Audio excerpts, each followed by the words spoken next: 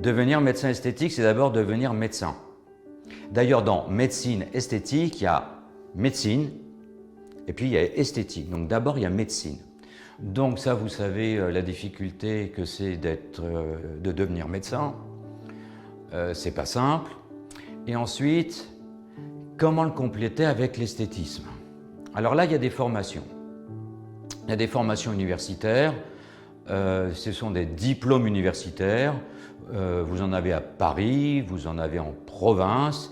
Et là, on va vous remettre en fait en tête toute la physiologie de la peau, une partie de dermatologie pathologique, vous sensibilisez à l'esthétique, à l'ensemble des techniques, que ce soit les lasers, les injections, etc., les process, comment est-ce qu'on doit faire, pour combler en fait toute cette partie technique esthétique qu'on n'a pas étudiée forcément dans notre cursus de médecin.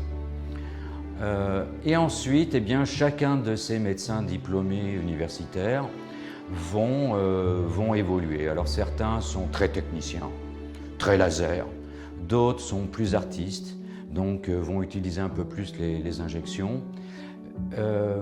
Il faut toujours avoir en tête la partie médicale.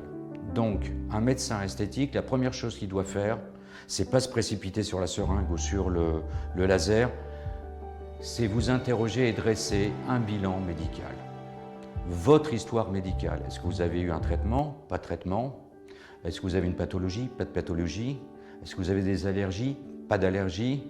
De telle façon à avoir une idée de ce qui va être raisonnable de vous proposer en fonction de votre demande.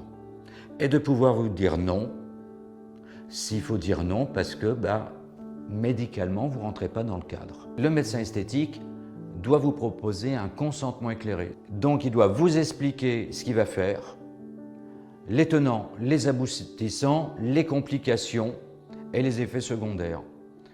Vous donnez ce papier à signer en vous laissant un temps de réflexion.